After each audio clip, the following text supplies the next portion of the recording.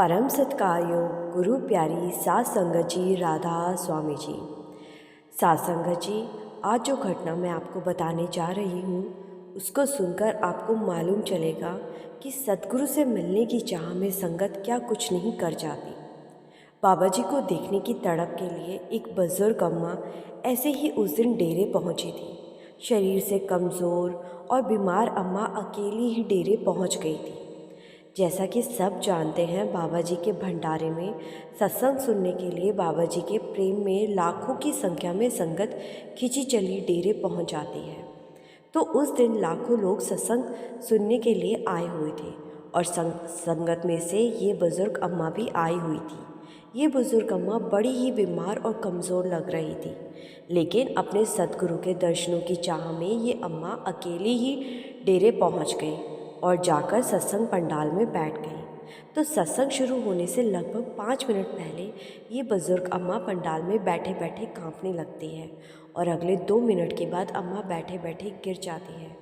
तो जब आसपास बैठे लोगों ने देखा तो उन्होंने अम्मा को हिलाने डुलाने की कोशिश की, लेकिन अम्मा के शरीर में कोई हलचल नहीं होती। इतने में बाबा जी स्टेज पर आ जाते हैं और तब पाठी जी शब्द गा रहे होते हैं। बाबा जी स्टेज से ये सारा कुछ देख रहे होते हैं। वहाँ खड़ी एक सेवादार भी अम्मा के पास जाती है और वो भी अम्मा को उठाने की कोशिश करती है, लेकिन अम्मा कोई रिएक्ट नहीं करती। तो सेवादार जल्दी से डेरे के डॉक्टर को बुलाकर लाती है और जब डॉक्टर चेकअप करते हैं तो वो समझ जाते हैं कि अम्मा की डेथ हो गई है। तो डॉक्टर कहते हैं सत्संग ख़त्म होने के बाद अम्मा के शरीर को यहाँ से लेकर जाएंगे। ये सारा कुछ बाबा जी स्टेज पर बैठे बैठे देख रहे थे। तो बाबा जी सेवादार को इशारे से कहते हैं कि अम्मा को वहीं रहने दो। तो इसके बाद जब सत्संग ख़त्म होता है तो सेवादार मिलकर अम्मा की बॉडी को उठाकर बाहर की ओर लेकर जा रहे होते हैं।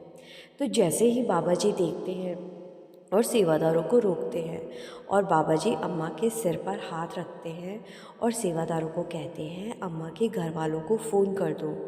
तो सेक्रेटरी साहब अम्मा के परिवार वालों को फ़ोन कर देते हैं। तो इसके बाद सेवादार अम्मा की बॉडी को लेकर सत्संग पंडाल से बाहर ले जाकर एक कमरे में रखते हैं और बाबा जी भी वहीं पहुंच जाते हैं।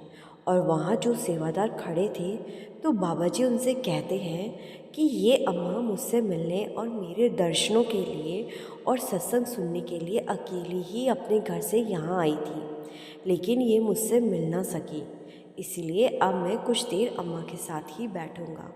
तो बाबा जी थोड़ी देर वहीं बैठ जाते हैं। फिर कुछ ही समय में अम्मा के बेटे और अन्य परिवार वाले वहाँ पहुँच जाते हैं और बताते हैं कि माताजी पिछले लंबे समय से बीमार चल रही थी। हमने बहुत रोकने की कोशिश की, लेकिन माताजी नहीं मानी और माताजी के अंदर बाबा जी के दर्शनों की इतनी तड़प थी कि हमें बिना बताए ही यहाँ डेरे पहुँच गई। सासंगत जी, ऐसी मृत्यु हर किसी के नसीब में नहीं होती। अपने गुरु के चरणों में मौत तो बहुत ही भागों वालों की होती है। सासंगत जी, बाबा जी हमेशा समझाते हैं कि आखिरी समय में ना कोई साथ देगा और ना ही कोई हमारे साथ जा पाएगा। ये संसार तो समझ लो ऐसे ही है कि जैसे कोई बस या ट्रेन। जब हमारा जन्म होता है तो हमारी यात्रा शुरू हो जाती है और जब जीवन की रेलगाड़ी अपनी मंजिल पर पहुंच जाती है तो हमें अकेले ही इस गाड़ी से उतरना पड़ता है। अब विचार हमें करना है कि जीवन के इस रेल के सफ़र में हमने समय व्यर्थ करना है या सही से उपयोग करना है। इसी के साथ आपसे विदा लेती हूँ। फिर मिलेंगे एक नए दिन में एक नई साखी के साथ। अगर आपने अभी तक इस चैनल को सब्सक्राइब नहीं किया है तो ज़रूर कर लीजिएगा। इस चैनल पर हम बाबा जी से रिलेटेड सत्संग, सवाल जवाब और साखियाँ हर रोज़ अपलोड करते हैं। आज की साखी अच्छी लगी तो लाइक और शेयर करना मत भूलिएगा। गुरु प्यारी सात संगत जी, राधा स्वामी जी।